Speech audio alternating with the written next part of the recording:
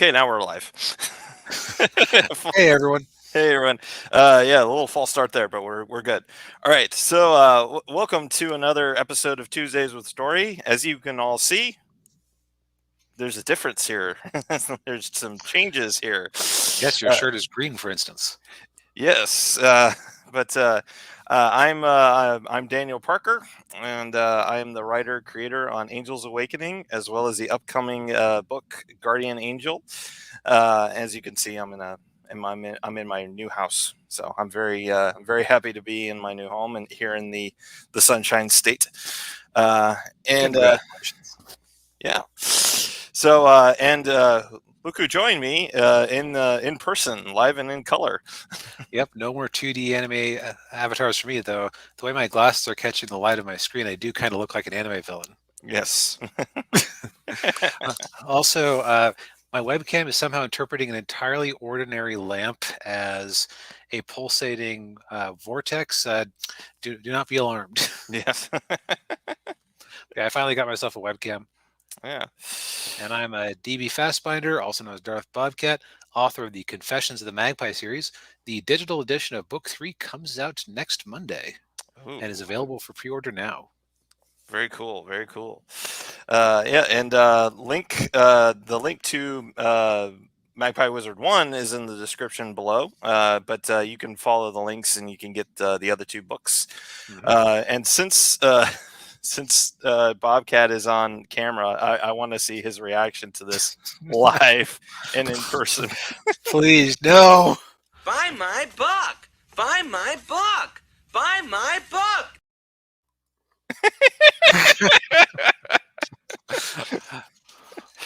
Although Jay Sherman does have one pearl of wisdom that I actually agree with after watching watching the first two episodes of the Cowboy Bebop live action.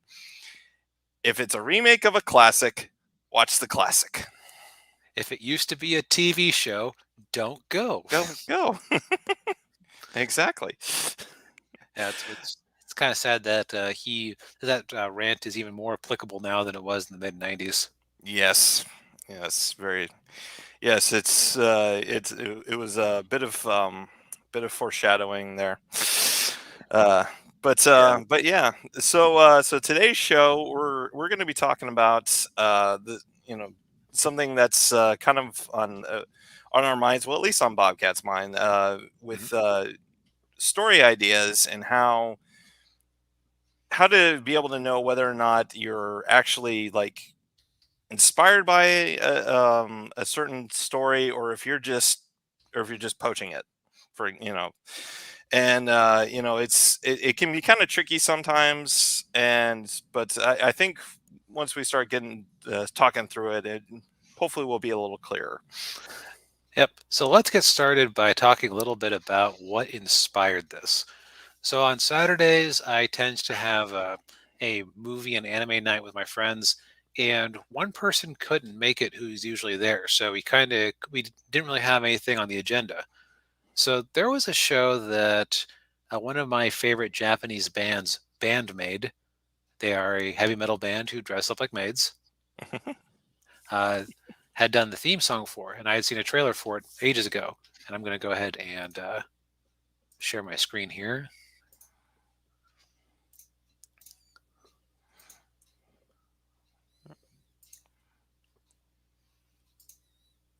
And my browser is thinking. If I crash out of here, you know why. Well, okay, so what it'll inevitably do is it'll smash cut to my browser. So I'll just do it verbally. So it's this. So now Daniel hadn't seen the first show, but for those of you out there who are anime fans, let me know if this premise sounds familiar. There is a group of competitors who are attempting to win a death game in order to become God. And the winner of this death game, people in this death game have some sort of like a magical artifact or assistance that helps them do this. And it's a very bloody series, very kind of nihilistic and shock value-y, kind of edgy. And Now, longtime anime fans will go, "Wait, that's just Future Diary, isn't it?" And yes, but this show that I saw the trailer for, which got my attention because of the group I like doing the theme song, is called Platinum End. And what's kind of shocking about it is that, well, Daniel, I'm sure you've done this before. You watch a trailer for something and you invent a better show than actually exists, Yes. just based on the little scattered bits of information it gives you. Yeah. So, like from the trailer, you could tell it was about a guy who tried to kill himself, and an angel saved him and got him into this competition to become the new god. Now, to my mind, I immediately go, "Oh, from the creators of Death Note. Okay, so I bet this guy's going to be a lot like Light Yagami, where he's like an an edgy boy who thinks he knows better than everyone else and is going to like try to take over the world to put an end to the waste of human life and everything, and bring about a grand new age." That's exactly what Light would do if he was put into that kind of scenario. Mhm. Instead, our main character is a milk toast guy, and everything is just like really lazy Japanese anime shorthand for things. So it's like he's like Harry Potter if the Dursleys had actually killed his parents. It's like he's just abused by his aunt and uncle's real kid and by his aunt and uncle, and they put out cigarettes on him. And like the lazy shorthand for villain is his uncle is a fat man who wears a tank top and Yakuza chains, and his aunt runs around the house in like a low cut negligee and smokes a lot. Like that's just if you've watched any amount of anime in the last 10 years, you know that those are like visual shorthands for these are not good people. Mhm. Yeah. And he meets this angel who invites him into this death thing. The angel was probably the best part of it because she was like designed to be overtly cutesy, but she was just completely amoral, like just encouraging him to steal and to kill people and things like that. So like that was kind of fun as far as like a shock value type thing. But that's all good. That's all the good I can say about it. And what was really hilarious was just realizing this wasn't like him riffing on the concept. This was just him steal like the writer stealing the concept but worse. And that got me thinking. Oh, and the other funny thing is, in Japanese, Future Diary is Mirai Nikki.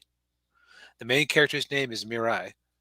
Ah. Now, Mirai is just a Japanese word meaning future, which, man, naming your character Future is like such art house attempting at significance, pandering, pretentiousness. Not pandering, Yeah. just pretentiousness. Yeah. But in this particular instance, it'd be like if the makers of Battlestar Galactica in the 80s were like, what do we name our new series that is kind of Star Warsy, or our new main character? Let's name him Star Wars McGee, because it is kind of ridiculous to literally have your character named after the show you're ripping off. Yeah. Yeah. It's and it's not very creative either. No. And so what that got me thinking of was, okay, was there a version of things where they would be more interesting or where they could actually get away with that type of theft? Because, as people put it, originality isn't original. There's, there's nothing new under the sun, but man, you can try to hide a little better. Yeah. Yeah. Uh, Yeah. It's and I think we're both well aware that in this day and age, it's very hard to tell a original story because everything's kind of like borrowed from everything else and everything. I mean, even our stories have elements from different uh, different franchises or different mhm. different series, but at the same time, we're kind of going, okay, well, how do we make it, you know, at least somewhat, you know, unique, and trying to keep it, uh, you know, I'm not sure what We're looking trying for to put another our use own in it. spin on it. The one spin on it. Thank you. Yes. Yes, like for example, Magpie Wizard, you could go, okay, it's Ruby plus a regular Magic High School plus the Flashman Papers plus Mhm. C.S. Lewis. So Yeah. it's like that. Like that's a pretty unique blend of stuff, I would think. Yeah. Yeah. Yeah. Angel's Awakening is a typical, spy thriller with with a uh with some supernatural elements and a little bit of cyberpunk in there, which, how many, there are lots of cyberpunk stories out there, lots of spy stories, and Hmm. but it's but at the same time it's kind of like, okay, me, you have I mean, I have a spy who can teleport. I mean, uh, but yeah, and it's one thing to kind of like have like, and I will say, like, I think we mentioned like Star Wars, for example. Star Wars, George Lucas took the inspiration from several different sources. Hmm. All the pulp science fiction from the 30s and 40s. All the like Flash Gordon and maybe a little bit of Buck Rogers, and then you had like, and I will say he did pull quite a bit from Dune, as and Game of Thrones did that too. Um, but um, but Plus but some World War II bomber movies, like Mhm. the Death Star trench scene was like a shot for shot remake of some movie about bombers trying to take out a dam in Germany, apparently. Oh, And then was inspired by some Kurosawa movies too. right, yeah, Seven Samurai, and yeah. So I mean, it's you got a lot of stuff going on there, and so it works there. But then you look at Bobcat's example, and you're just basically ripping off one show for another, and not even trying. It makes for some pretty bad, very bad anime and very bad entertainment. Yeah, and it's strange because the creators of Death Note, like they have a name. Hmm. This isn't just like there's a manga that's going on called in Shonen Jump right now that I read on the app that it's called Mashal Magic and Muscle. Hmm. What that is basically it's what if Harry Potter was a complete meathead who knew no magic and just beat people up all the time, to the extent where people thought it was magic because he was so powerful, and everyone around him was insane. And like the Yes. uniforms look like Harry Potter, the setting looks like Hogwarts, but it's just like I can't fault you for your ripoff because it's clearly like a parody. It's Hmm. it's Yeah. clearly just you're having the piss or you're taking the Yes. piss. Taking the piss. Yeah. But Yeah. but this was, and I think it's like one of their first stories. But this is like an established person. This was 3 years of making this manga before it got adapted. Like, this is, well, I guess it's like what people in the '80s like Willow by George Lucas. This is going to be just as good as Star Wars. Yeah. Well, I will say, Willow holds a very special place for me. I did enjoy that movie, even though he did rehash the original Star Wars a bit with that movie. I mean, if you think about it, because Willow is basically Luke Skywalker, and then I can't remember Val Kilmer's character, what his name was, but he was Han Solo, and then you had the Princess Leia character, and then you had the two little guys that were like C3PO and R2D2, and you even had a Vader villain, and the baby was the Death Star plans. So Yep. Although it's different ripping yourself off that's true. Yeah. than Then yeah, somebody else. that's yeah, yeah. Uh, but no, and and the thing I expected them to do, to just like what like and I could see that actually having some interest. Like, what if Light Yagami was in a race to become God, and what would he do if he actually got that power?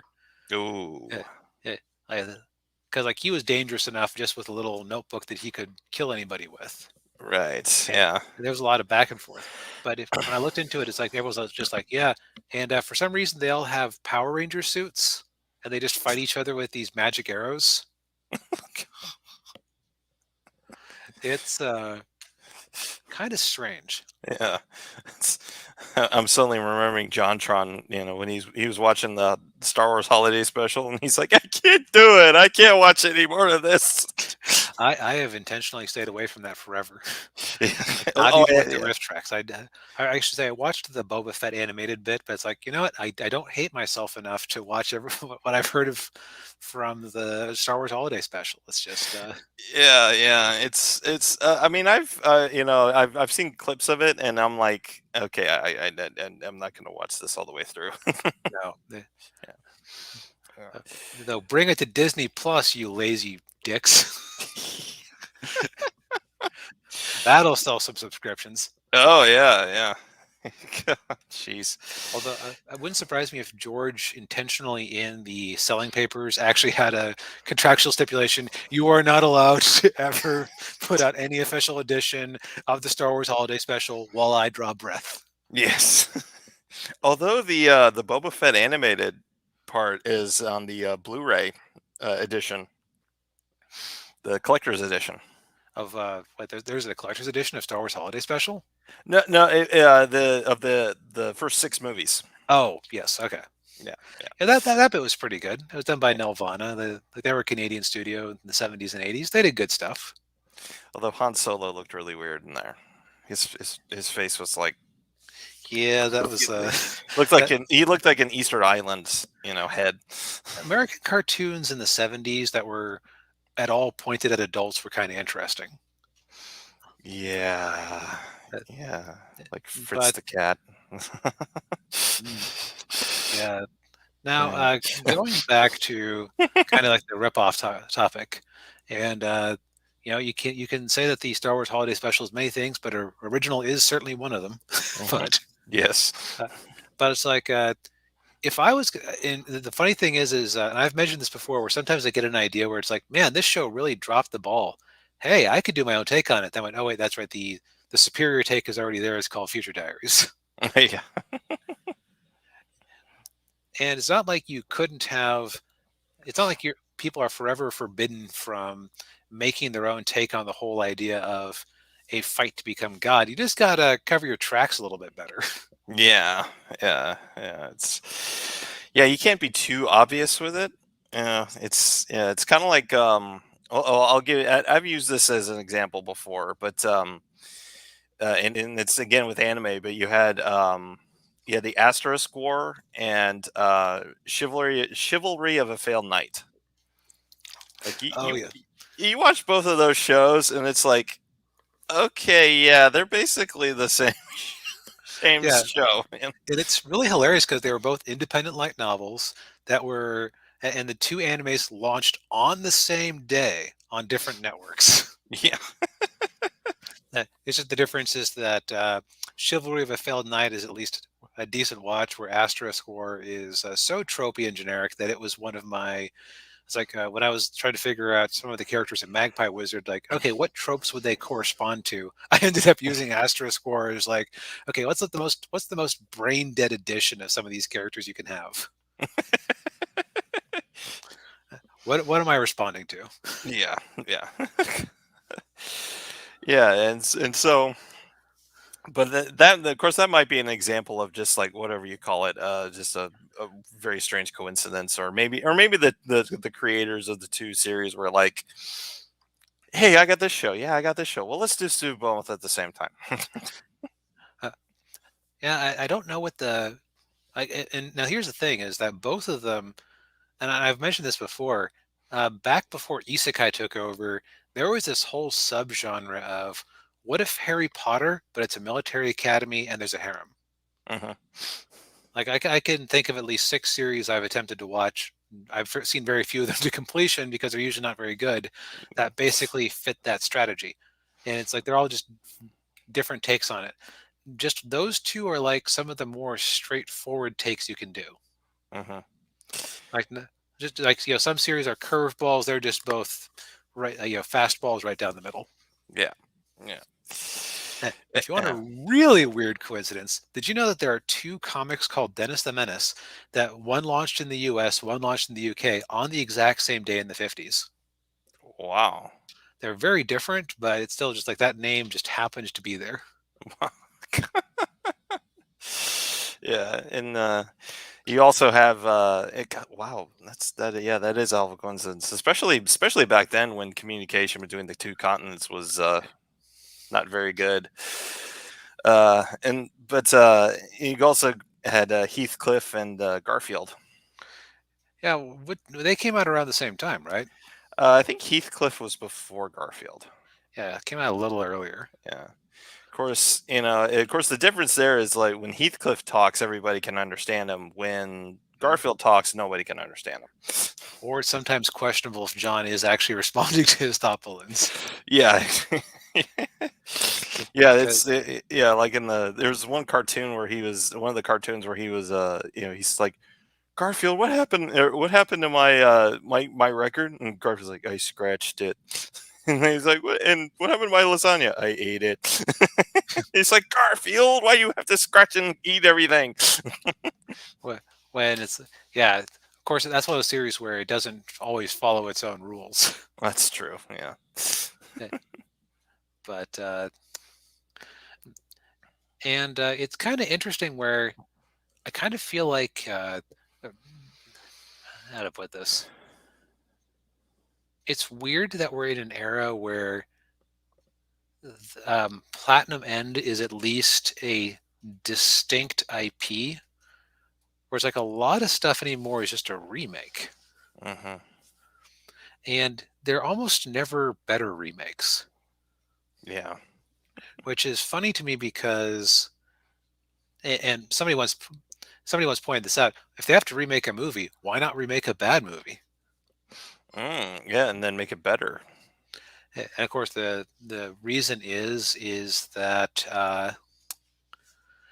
actually, would you mind quickly since my browser is still acting up, would you mind copy pasting me a link to the YouTube video, Sure. Which one? the one that we're streaming right now? Oh yeah. Okay. Just had somebody DM me and ask, "What are you up to?" And I figured, well, let's add a viewer. Yeah. All right. All right. Let's see. Hopefully it will. My browser is kind of goofy on me too.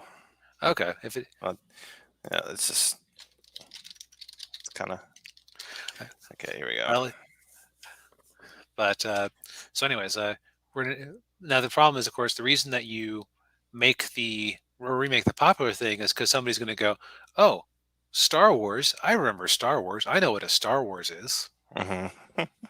You're buying that brand recognition, even if it's like a bad movie.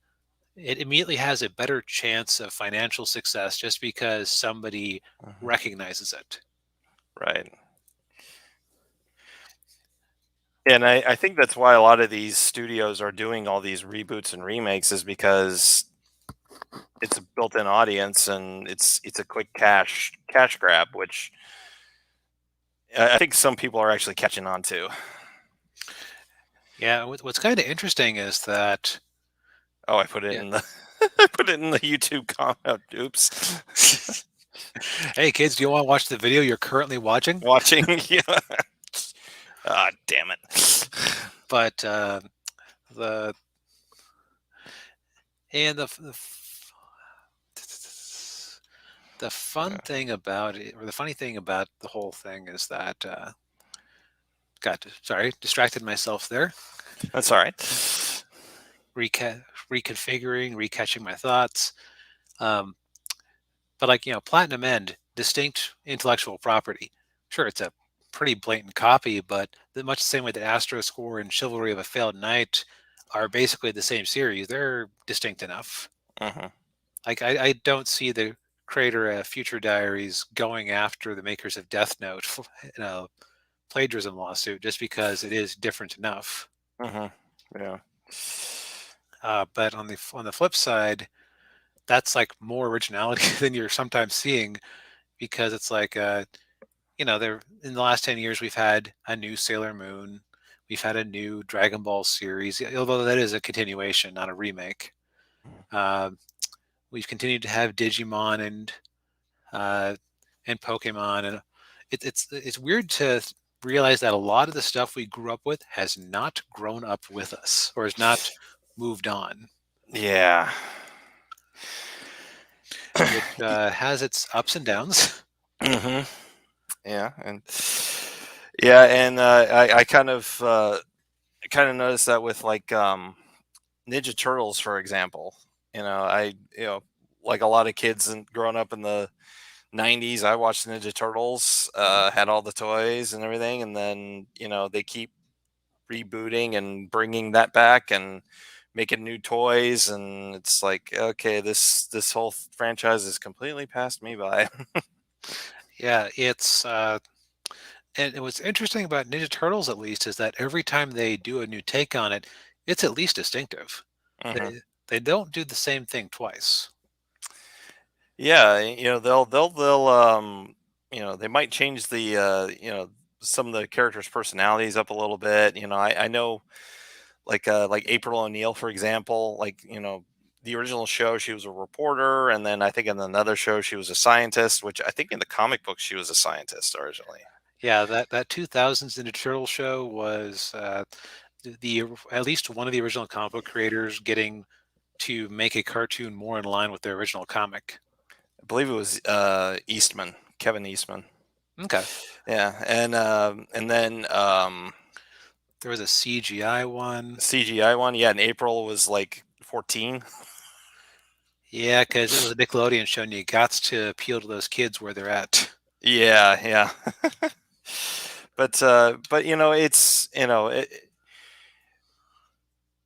what's really interesting with Ninja Turtles is, well, although I guess you could say that with any popular franchise, like you're gonna have people who are gonna try to uh, capitalize on it Hmm.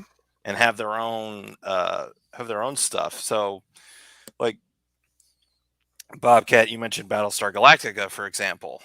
Hmm. That was at the height of Star Wars, even though actually uh, I think the Glenn Larson who created the show actually came up with the concept before Star Wars, which I thought was kind of Yeah, interesting. just George Lucas successfully sued them because they got too close to looking like his spaceships. Yeah, yeah, that was a very yeah. There's actually Toy Galaxy did a video about that. That was really interesting, and I think you mentioned that to me.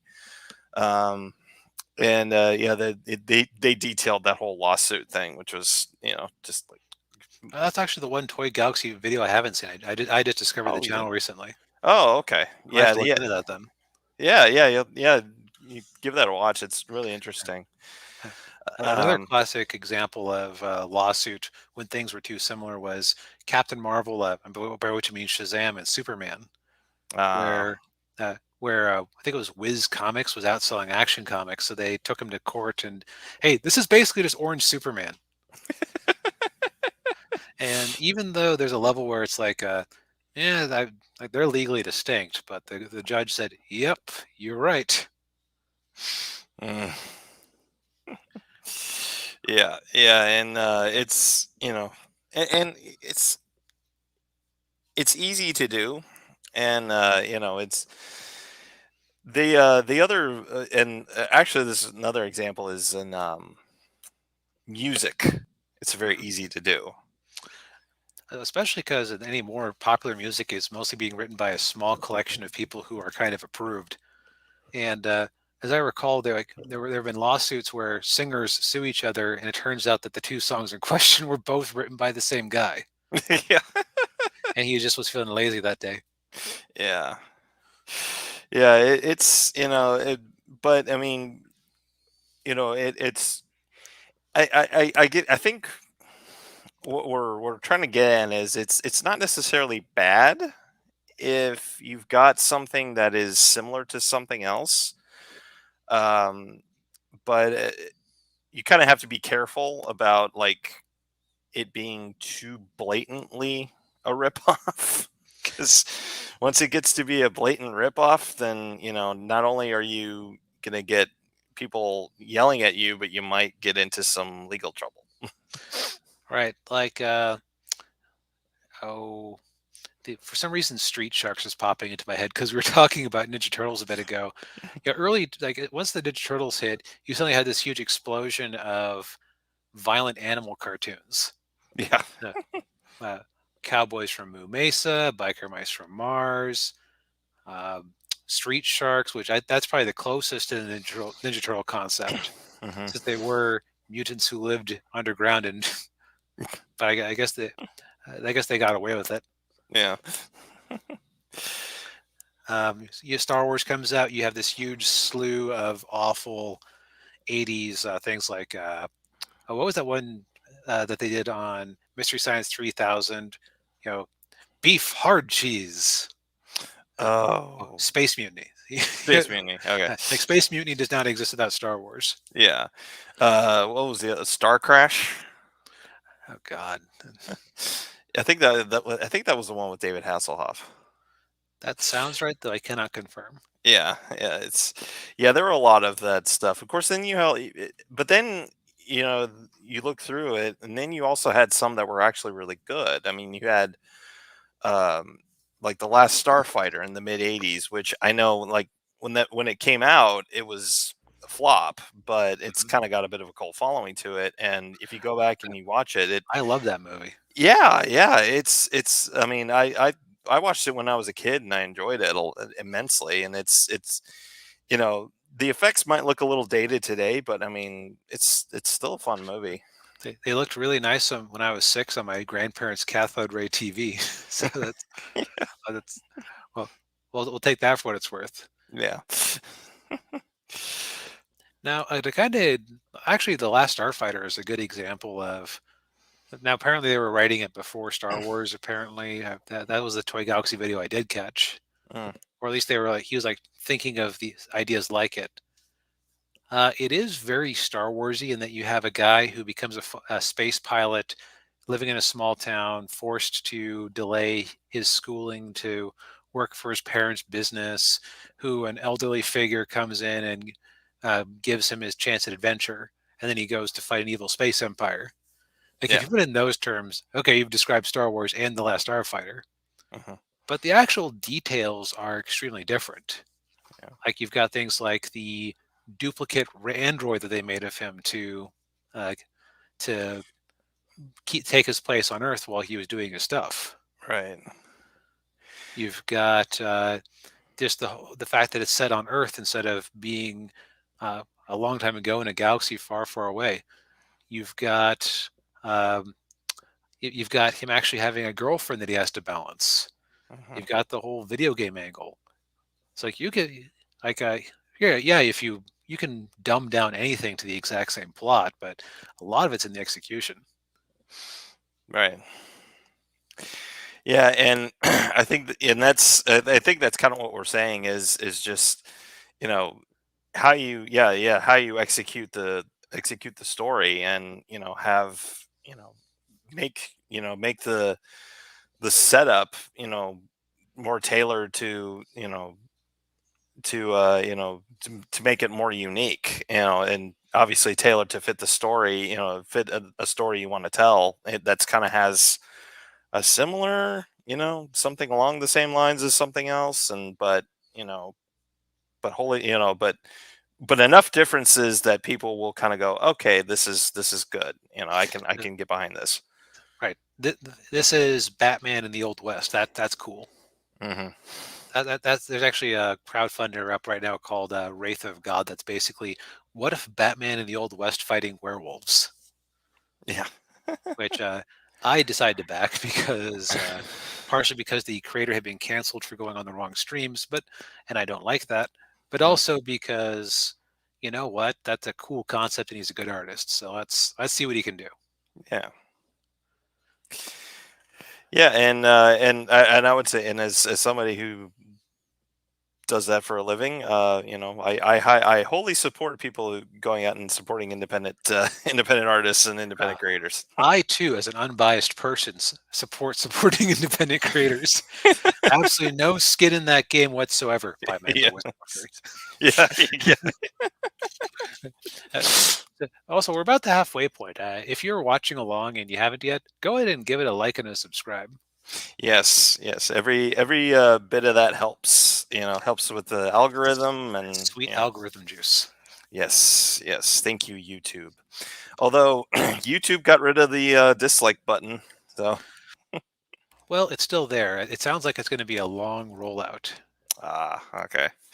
Uh, I think it's the type of thing where you might be able to still like and dislike things, and it's going to be visible to the creator, but it won't necessarily be publicly visible how many people disliked it. Hmm. Okay. At least that's my incomplete understanding of it. Yeah, that makes sense. Although if they're doing it for the creator's mental health, it's not going to They- really help that much because they're still going to be able to see how many dislikes are in They're the still going to video. know how much they suck. Yes.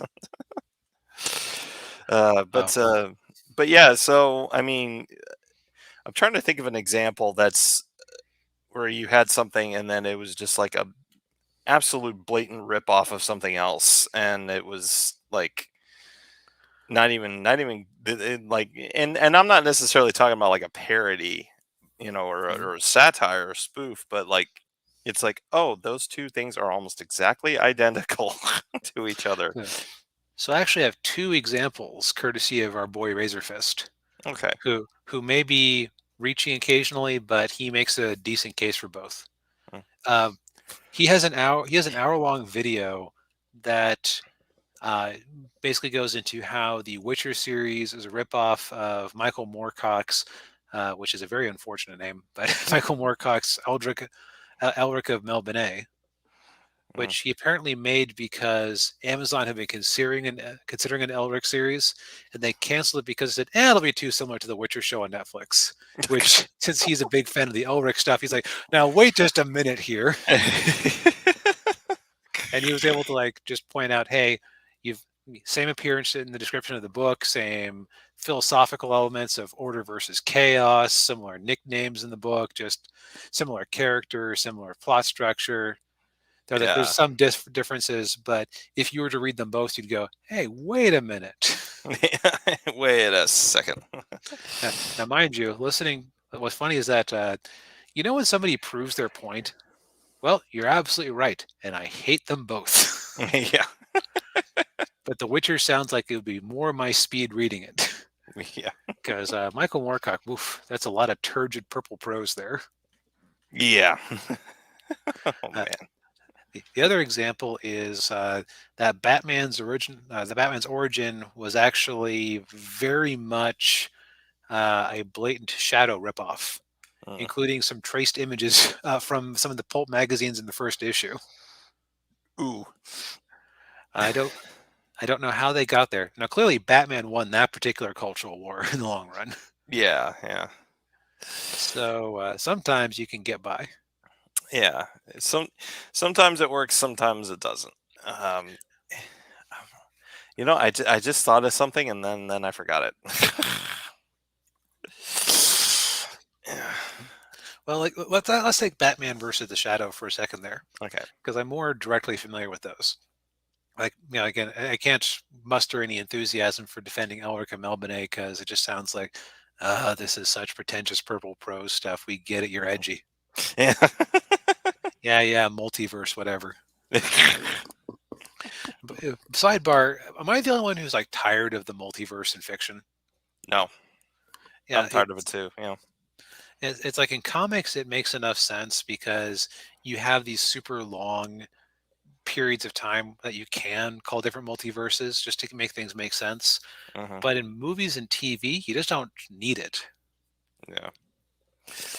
Okay, back on Yeah. track. Yeah. So it's like Batman versus the Shadow. Batman, I would say, may have started off as a Shadow ripoff, but it's definitely accumulated a bunch of unique mythology over time. Plus, it's a level where, honestly, if I'm a parent in the 1930s or 40s, which one do I want my kid reading? Hmm. Probably the shadow. Well, no, I don't. Hmm. Uh, I would argue probably Batman, Oh just yeah. because the Shadow stuff tends to be pretty darned violent and bloody. Mm.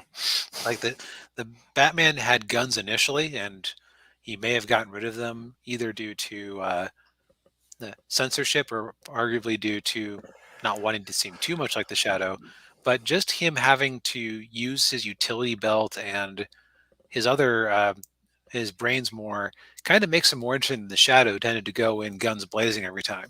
Right. Yeah. Uh, and so yeah, it's like you can have two similar properties just appealing to different audiences. Like the classic Marvel versus DC. Yes, they are both superhero universes, but they are very different superhero universes. Hmm. Yeah, you got with Marvel, it's what was it? The world outside your window. Hmm. Yeah. Yep. In theory, more relatable heroes. Hmm.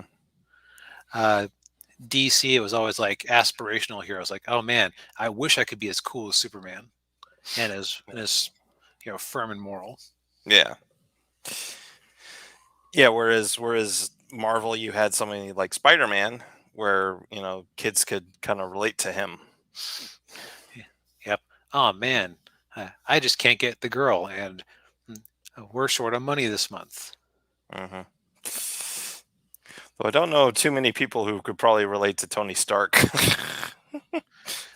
Yeah, I mean, maybe if you had a bypass surgery or something. Yeah, yeah, or they were an alcoholic. uh, Yeah.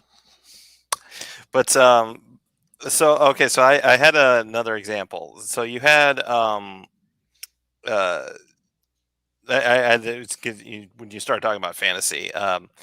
So there are these two fantasy book series that were arguably has really good audience, although one bigger than the other. You had the Sword of Truth series with Mhm. Terry Goodkind, and then Aragon. I can't remember the authors of Aragon's name. Uh, Paolini. Pauline, thank you. And both of the first books in those series mirrored Star Wars pretty closely because you've got the two protagonists who are the heroes. They're basically they're farm boys, and they're brought in for a higher calling, and then they both have the older mentor characters, um, and they're taking on an evil empire. Well, I would say Sword of Truth did it a lot better because, as the characters I thought were much more, because okay, so like with Sword of Truth, you also had another female character, and I'm blanking on her name, but she was called a confessor, and what she would do is she could touch somebody and enslave them with her magic. And but the flip side of that is anybody that she confesses falls in love with her. Oh. Yeah, and so you had Richard. I remember, I actually remember the name of the hero in the book. Richard. He falls in love with her, and of course they're like, no, they can't be together, because if they, he gets confessed. So there's that, and then of course Aragon had dragons, um, but to me, I don't. Partially the I think the part of the problem with Aragon is that the author wrote it when he was like 15. Yeah, started when he was 15. Sorry, it was 15. Although again, I know there are writers who start when they're really young and they actually do write something really great. But with Aragon, it was kind of like, you know. It helped that his parents had contacts in the publishing industry. Oh yeah, yeah. But I would say like the now Sword of Truth, that went on for there are like dozens of those books. Yeah, my dad used to read those. Uh-oh, did it finally catch up with us? It had, Yeah, you're frozen.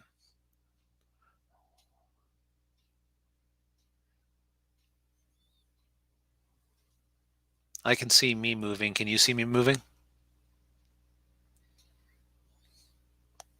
All right, I'm going to take this chance to really quickly just delete my browser and rejoin.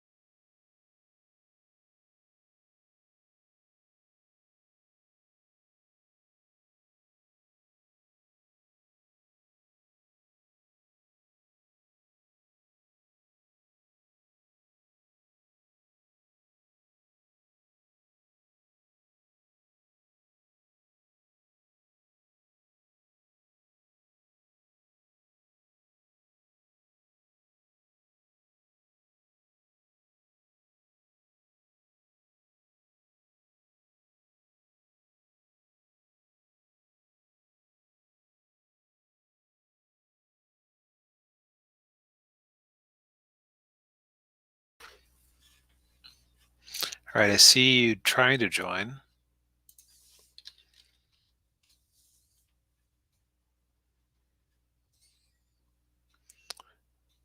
Okay, looks like I'm in the show. Daniel is currently trying to rejoin. You can see the little spinning wheel over there.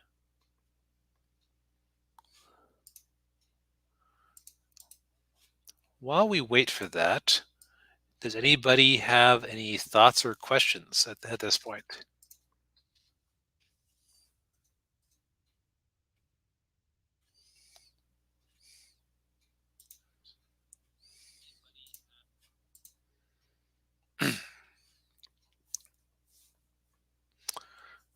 Well, doesn't look like it's going well.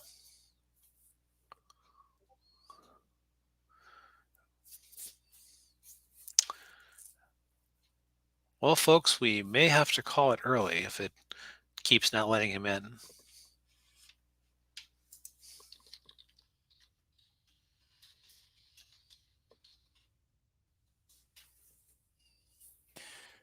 Okay, here we go. Okay, there we go.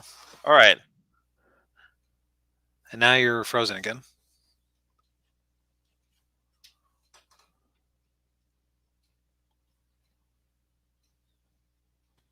Okay. Hopefully my internet will hold up. Thank you very much, Spectrum. I love your internet so far. It's Shouldn't have antagonized it like that.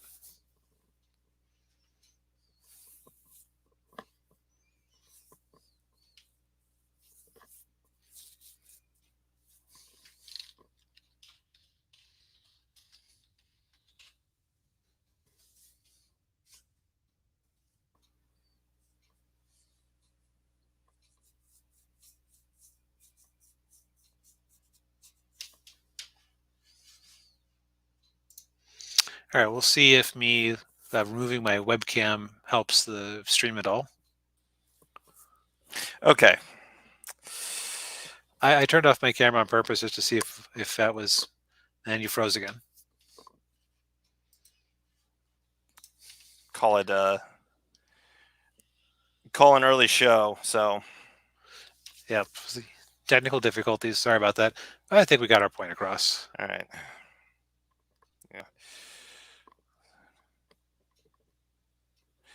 Yeah, let's just do it early. So, all right. Well, I'm gonna since I'm having some issues, I'll just have to call it an early show tonight, guys. Sorry about that. Hopefully later, for the next show, things will be a little bit better. But because I'll be able to hook up my computer directly to my modem. So. Yep. So, that but just sorry happens about sometimes. the glitches, everybody. See you all next week. Good night. Later.